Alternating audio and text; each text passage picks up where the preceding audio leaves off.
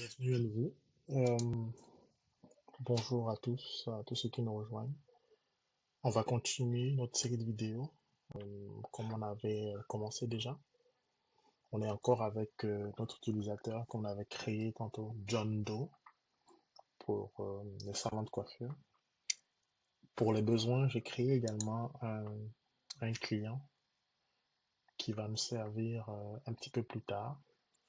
Pour le moment, c'est un client tout à fait banal. Bien sûr, je vais rentrer dans le processus de création du client pour vous expliquer un petit peu comment ça marche. Puis on verra ensemble également comment créer le client. Mais pour le moment, pour cette vidéo, j'aimerais qu'on se focalise un petit peu sur deux, trois aspects de, des settings.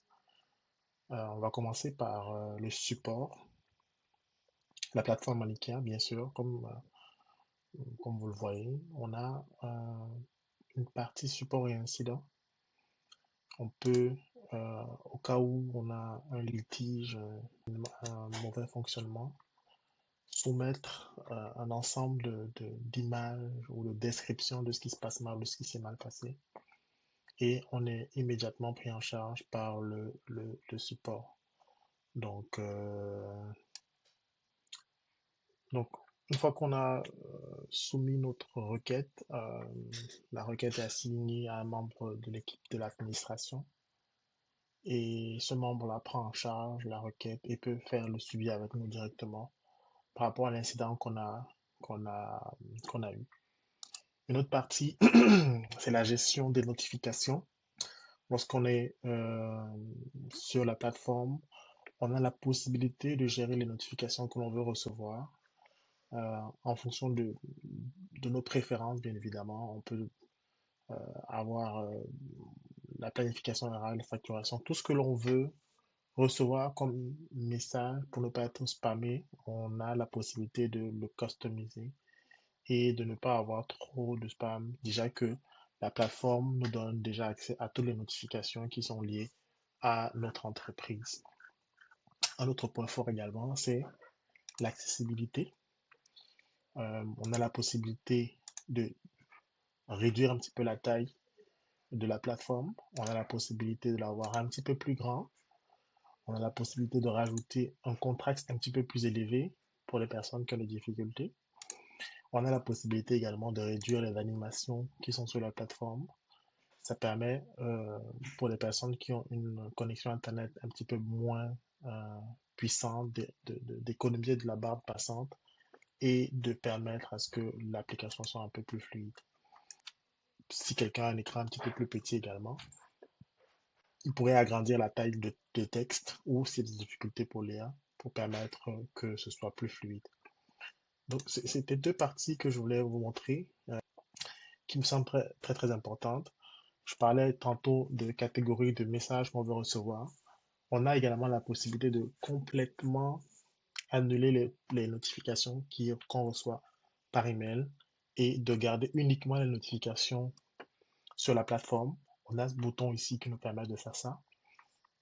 Pour le moment, pour les besoins de test, j'ai laissé les deux activés. Mais on pourrait bien évidemment choisir de garder qu'une seule option si on est présent. Si par exemple on est en train de travailler directement sur la plateforme, on pourrait décider de garder uniquement les push de la plateforme parce qu'on est présent sur la plateforme et qu'on va les recevoir directement lorsqu'ils arriveront. Un autre point important également, c'est la facturation. La facturation, il y a beaucoup d'éléments pour la facturation. On va pas passer au travers de tout, mais on va quand même expliquer deux ou trois actions. La facturation ici est gérée à partir d'un fournisseur qui s'appelle Stripe, qui permet les paiements via des cartes.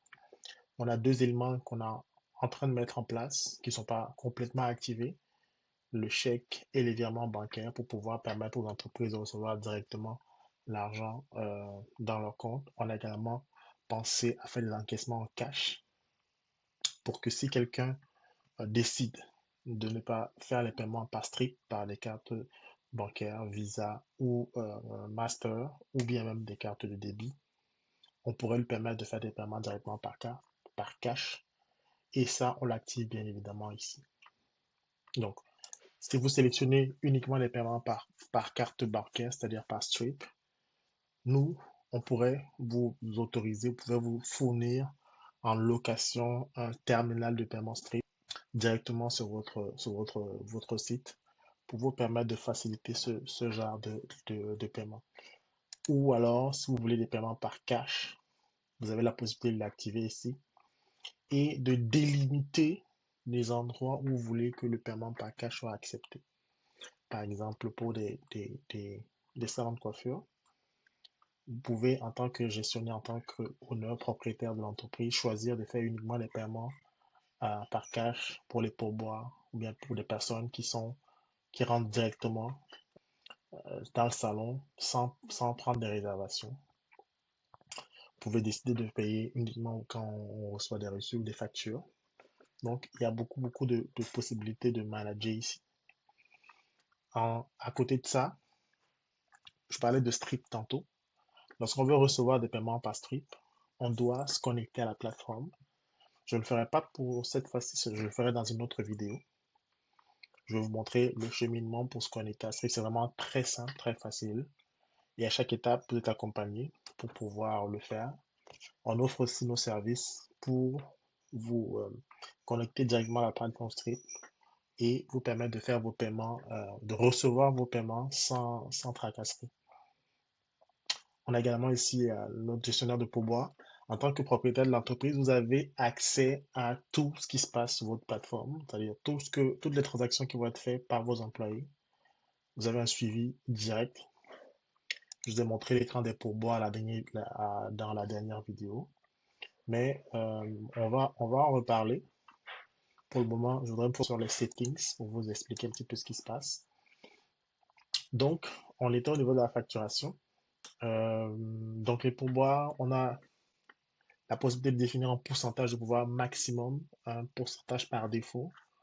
On a la possibilité, lorsque une tâche, mettons qu'une personne arrive au salon, il est passé par plusieurs stages dans votre salon, employé 1, employé 2, employé 3, et à la fin, il donne un pourboire.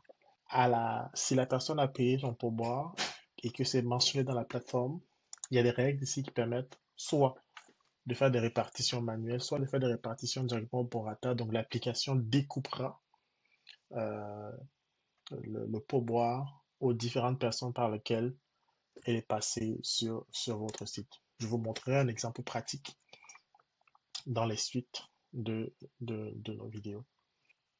Je vais m'arrêter là pour cette fois-ci.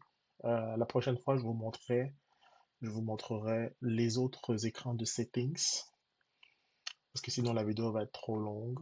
Je vous montrerai les autres écrans de settings où on verra encore tous les paramétrages qu'on pourra faire sur la plateforme avant de rentrer dans l'utilisation même de la plateforme pour que, une fois que la plateforme est bien paramétrée, que l'utilisation soit vraiment fluide pour vous permettre d'avoir une expérience utilisateur agréable. Merci à tous d'avoir écouté et on se reprend très bientôt.